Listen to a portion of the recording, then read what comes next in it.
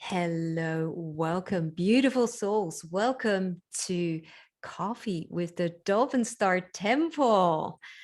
I am here with beautiful Sheri Scott, and my name is Inge van Stralen. But first, let me give the floor to Sheri to introduce herself really briefly. Good morning, Inga, or evening for you. I'm Sheri. I work in the home office here at Dolphin Star Temple, and I am the voice on the phone that you get when you call, and I send the emails from our home office. And I'm just so delighted to be part of this organization, and the mission that they bring to the world is just. Mwah. Thank you, Sheri. My name is Inge van Stralen, and I am president of the board of the Dolphin Star Temple. So I assist Sheri basically. We hold space for the Dolphin Star Temple, and it is our mission to bring Pleiadian light work into the world, really on this planet, because we feel that it is one of the most important ways forward. It can really help humanity through this, these turbulent times, so to speak. For sure. Yeah. Very well said. Very well said. Thank you.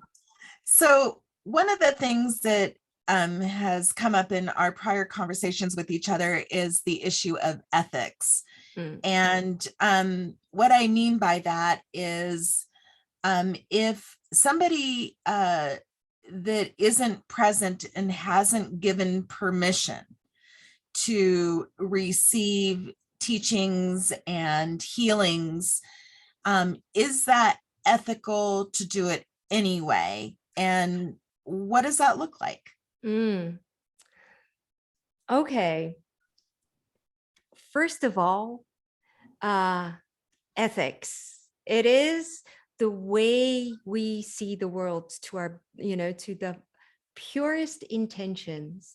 So really from a point of view of purity, to do good, to be the best, to make the highest choice in every possible situation.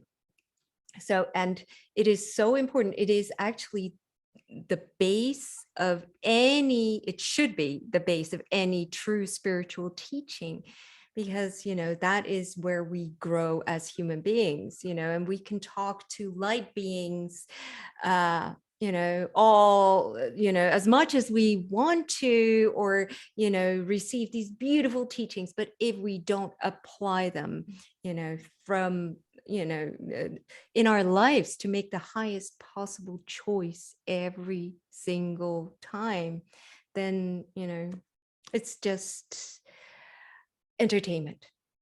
Is that impeccability, would you say? Yeah, that's a beautiful word. Yeah, impeccability. I know Amor often talks about impeccability. Yeah, and yeah, we agree on that. That impeccability, making the highest possible choice, is very important. And I personally don't use the word impeccability, because for me it sets a standard, and I feel like impeccable, I can only fail because I'm human. But and to me, ethics is something that evolves through your life. When you commit to living the highest version of you, then you keep an open mind and explore whatever is in the world, and form your own opinions on that, and base your actions on what you have learned. So as long as you keep yourself, your mind open, it's like, I could be wrong, then you evolve in ethics. So that's why I like that, those words better than impeccable, because then it's like, yeah, it's something I strive for, but by no means there yet. Anyway, that's my definition. So of the being human part. yeah. Well, and that's why we're here, to embrace the human part too, but not to take it, as it is. We can strive to be something bigger than we are today, and to evolve. Yeah, that's why we're here, to evolve as humanity and as souls as well. So what about that this? I'm getting to a point. Because I remember you recently did a post as well with a gift. You had a gift, and like something about sending love can be not threatening. I forget the word that you used. But can be painful. Painful. There we go. Yes, because yeah, that and that almost brings us to your initial question. I haven't forgotten. I know I'm impatient. That's my human part. Anyway, so yeah, that present of love, we tend to think, okay, just send love, send love, send love.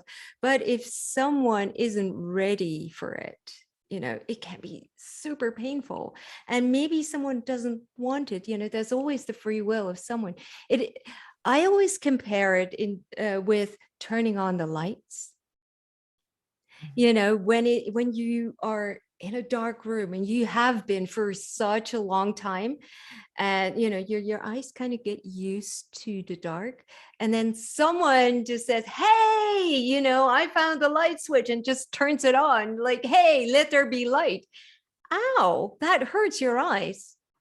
That's a really good example. And yeah, I totally get that. So and it's the same thing with love. And does someone want to receive that love? Because we tend to think, oh, but all that person needs is to get that love. But maybe that person wants to be in that space. That's a free will. If that person wants to explore a certain situation when he or she is cut off from love, and maybe he is or she is taking time off from you, needs some distance, and then there you are, okay, I'll just send you love, and and that can feel like, oh my gosh, get out of my energy, go away, leave me alone. So and the example that I used in the post that you were talking about, sending love, what you can do as an option, you just make a beautiful present of it, just wrap it nicely and just put it in front of the person that you want to send that love to. And it's like, okay, here is the present, you can open it, but maybe this is not the good the right time for you. So maybe you want to open it at a later stage or at a later time, and if not, if you don't want it, that's fine too. I love that. It's like the gift of unconditional love. Exactly. Here it is, even if you don't want to accept it. Mm-hmm. So now coming back to your question. The healing question. What do you do? what do you do? Gosh, I don't know what, but they just really came in with that whole information about what ethics is. So no, you don't just, read someone's energy when a person has not asked for it. And the example that I always use is like, when you look into someone's energy field, or, wherever, if you go to chakras, aura, or, even soul centers, whatever it is really looking at someone's inner beings, really at a very deep level. So it's like reading someone's diary without having been given permission. Yeah. And there may be really beautiful clues or information in that diary that you can help that person with. But, I remember as a kid, my sister read my diary. I wasn't happy. Well, her intentions were a little different, but that feeling, it never really left me. I can still feel that. Maybe I should work on that, but Something to clear. So interestingly enough that you would bring up the kid thing. Now, if you're a parent and you're asking about your child, and that child, is it age 7 or puberty? I mean, there's some different thoughts about that, but is it ethical to be able to do a reading on one of your children before a certain age? Personally, I would say be really careful when doing a reading on someone that you're close to, even, well, of course, your children, but, your parents, your lover, your best friend, whatever, because you come with these ideas of what would be good for that person. And you run the risk of filtering. Filtering is like, looking through certain, glasses, at a certain situation. So then I project my desires onto you, or onto the person that I'm reading. If I read my partner and I really, feel like, okay, just deal with this family stuff already, and then I do the reading, and obviously, hey, surprise, surprise. If I'm not careful, if you're really skilled, you can do that. But then the mother or father issues could come up, but it's better to be as clear as possible. The clearer you are as a reader, the better the session is. So that, that is family members, the friends, people that you're close to, children. So you could ask someone else, to do a session on your child. And the rule of thumb that I use is, until a child has reached puberty, it's okay, because the primary caregiver is the parent. But it needs to be the primary caregiver, so really, yeah. So if a child doesn't live with his or her parents anymore, then the parents are not the primary caregivers. Mm-hmm. So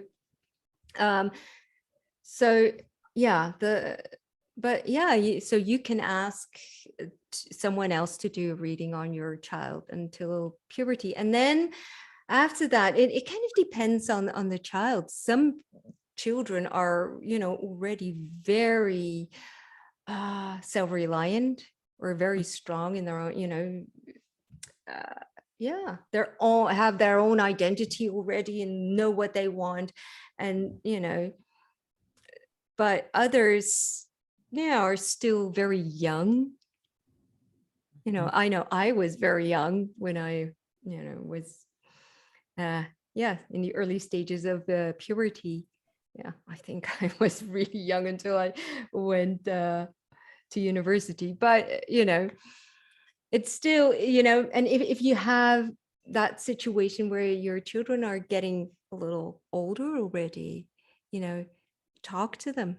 Say, okay, I feel like, there's something bothering you and I don't know how to take care of it, but, there's this person that we could go talk to, or she can do, talk to angels or light beings or whatever you want to call it. And then So it's like giving permission. it's like a permission. Really, Yeah.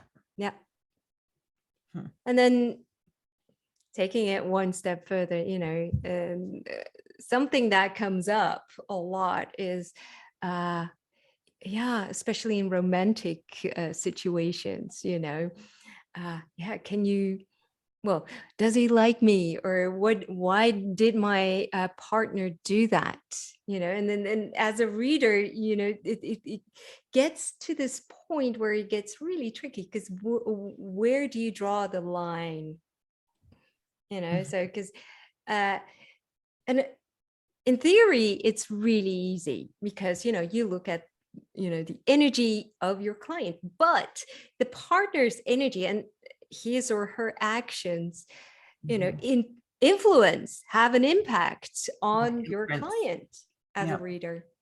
So, and where does it stop? And sometimes what someone needs to hear is the motivation. Why is he or she doing that? So they can understand and release it. And so that's always really. So what do you do with that? How do you answer that question?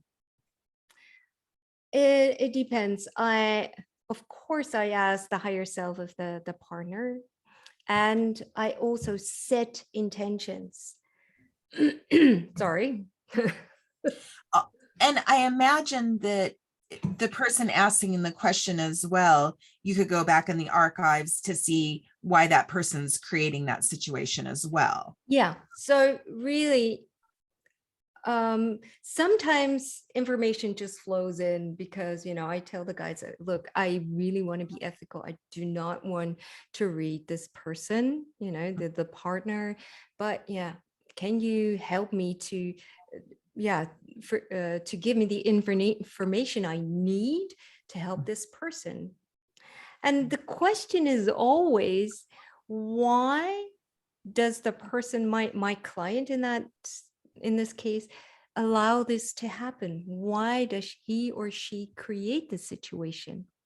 Which is much more interesting, to solve than that one case, because usually it's part of a pattern. I was just going to say it repeats, right? Yeah. It always comes back to self, it seems. It does. But as human beings, we always want to know, it's like, why is this happening, and why does he do this to me? Why is she doing this? But the question is, why am I allowing this to happen? So it's like stepping out of that victim place and being a witness. Exactly.